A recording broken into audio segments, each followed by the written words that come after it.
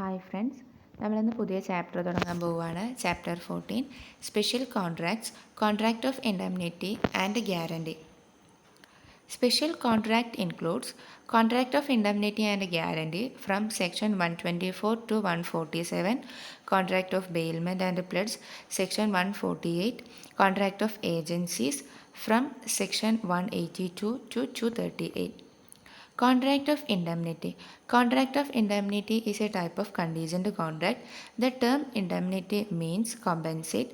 Section 124 of Contract Act defines contract of indemnity as a contract by which one party promises to save the other from the loss caused to him by the conduct of the promiser himself or by the conduct of any other person is called a contract of indemnity. Indemnity എന്ന ടേമിൻ്റെ അർത്ഥം എന്ന് പറയുന്നത് compensation അല്ലെങ്കിൽ നഷ്ടപരിഹാരം എന്നാണ്. Contract of indemnity ഒരു കണ്ടീജൻ്റ് നേച്ചറായിട്ടുള്ള contract ആണ്. Section 124 of contract act ആണ് നമ്മുടെ കോൺട്രാക്റ്റ് ഓഫ് ഇൻഡെംനിറ്റിനെ ഡിഫൈൻ ചെയ്തിരിക്കുന്നത്. അത് ഇങ്ങനെയാണ്: ഒരു കോൺട്രാക്റ്റിൽ രണ്ട് പാർട്ടീസ് അല്ലേ ഉണ്ടാവും, ഒരു പ്രോമിസർ ഒരു പ്രോമിസി ഉണ്ടാവും. അതിലെ പ്രോമിസർ എയും പ്രോമിസി ബിയും ആയിട്ട് എടുത്തു കഴിഞ്ഞാൽ എ ബിയോട് പറയുകയാണ് എ കാരണോ അല്ലെങ്കിൽ വേറെ ഏതെങ്കിലും ഒരു പേഴ്സൺ കാരണോ ബിക്ക് എന്തെങ്കിലും ലോസ് സഫർ ചെയ്യേണ്ടതായിട്ട് വന്നു കഴിഞ്ഞാൽ അതിനുള്ള കോമ്പൻസേഷൻ എ തന്നോളാം എന്ന് പറയുകയാണെങ്കിൽ ഈ കോൺട്രാക്റ്റിനെയാണ് കോൺട്രാക്റ്റ് ഓഫ് ഇൻഡെംനിറ്റി എന്ന് പറയുന്നത്. Parties to the contract of indemnity: the person who promises to save from the loss, indemnifier.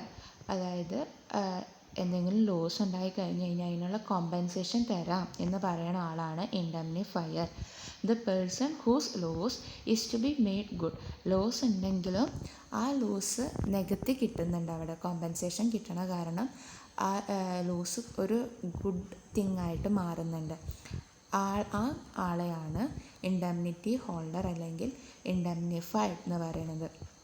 ഒരു എക്സാമ്പിൾ നോക്കാം.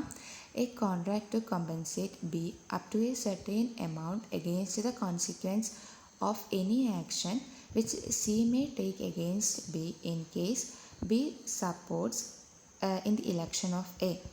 This is a contract of indemnity. A will be termed as indemnifier and B as the indemnity holder. ഇവിടെ എയും ബിയും തമ്മിലൊരു contract വെക്കുകയാണ്. A ബിയോട് പറയുകയാണ് B എനെ ഇലക്ഷനിൽ സഹായിച്ചു കഴിഞ്ഞ് കഴിഞ്ഞാൽ, സപ്പോർട്ട് ചെയ്ത് കഴിഞ്ഞ് കഴിഞ്ഞാൽ സി കാരണം ബിക്ക് ഉണ്ടാകുന്ന കോൺസിക്വൻസിന് ഒരു പരിധി വരെ എ കോമ്പൻസേറ്റ് ചെയ്യാമെന്ന് പറയുകയാണ്. ഇവിടെ ഓഫർ വെക്കണത് എ ആണ്. അപ്പോൾ എനെ പറയുന്ന പേരാണ് ഇൻഡെംനിഫയർ. ഓഫർ കിട്ടണത് ബിക്കാണ്.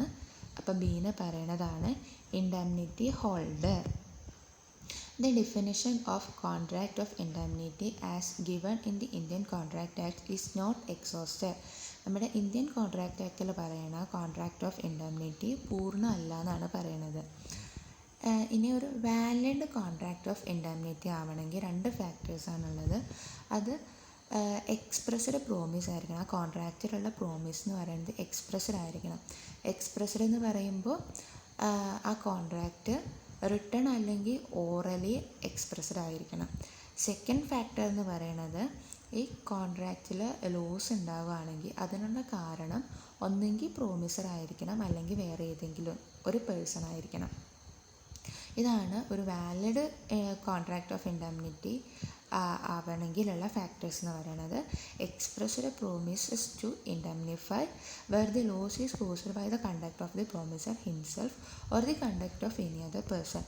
ഇനി ഒരു കോൺട്രാക്റ്റ് ഓഫ് ഇൻഡെംനിറ്റി ഇൻവാലിഡ് ആവണമെങ്കിൽ നമ്മൾ നേരത്തെ പറഞ്ഞ ആ രണ്ട് ഫാക്ടേഴ്സിൻ്റെ നേരെ ഓപ്പോസിറ്റ് ഇംപ്ലൈഡ് പ്രോമിസ് ആണെങ്കിൽ, ഇംപ്ലൈഡ് പ്രോമിസ് എന്ന് പറഞ്ഞു കഴിഞ്ഞാൽ ആ പ്രോമിസ് ഫോം ചെയ്യണമെങ്കിൽ കണ്ടക്ട് ഓഫ് പാർട്ടീസിൻ്റെ ബേസിസിലായിരിക്കും ആ പ്രോമിസ് ഫോം ചെയ്തിട്ടുണ്ടാവുക.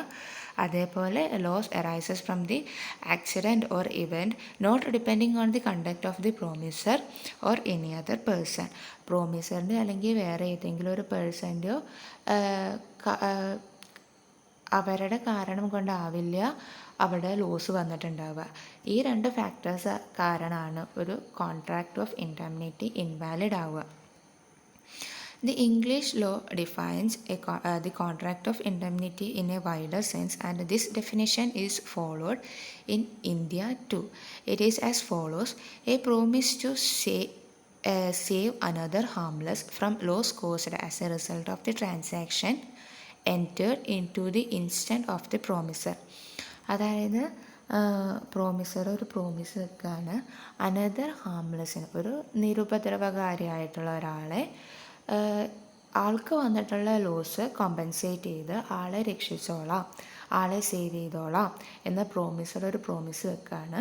അതിനെയാണ് ഇംഗ്ലീഷ് ലോയിൽ കോൺട്രാക്റ്റ് ഓഫ് ഇൻഡെംനിറ്റി എന്ന് പറയുന്നത്. ഇത് തന്നെയാണ് നമ്മുടെ ഇന്ത്യയിലും ഫോളോ ചെയ്തു വരുന്ന ലോ ഇത് തന്നെയാണ്. അപ്പോൾ meaning of contract of indemnity ആയിരുന്നു എൻ്റെ പോർഷൻ. കോൺട്രാക്റ്റ് ഓഫ് ഇൻഡെംനിറ്റി എന്ന് പറഞ്ഞു കഴിഞ്ഞാൽ നമ്മുടെ കോൺട്രാക്റ്റിലുള്ള രണ്ട് പാർട്ടീസിൽ ഒരു പാർട്ടി പ്രോമിസർ പറയുകയാണ്, പ്രോമിസർ കാരണം അല്ലെങ്കിൽ വേറെ ഏതെങ്കിലും ഒരു പേഴ്സൺ കാരണമോ പ്രോമിസിക്ക് എന്തെങ്കിലും ഒരു നഷ്ടം വരികയാണെങ്കിൽ അതിനുള്ള കോമ്പൻസേഷൻ പ്രോമിസർ തന്നോളാം എന്ന് പറയുമ്പോൾ ആ കോൺട്രാക്റ്റിനെയാണ് കോൺട്രാക്റ്റ് ഓഫ് ഇൻഡെംനിറ്റി എന്ന് പറയുന്നത്. ഇതൊരു കണ്ടീഷൻ നേച്ചറുള്ള കോൺട്രാക്റ്റാണ്. Thank U.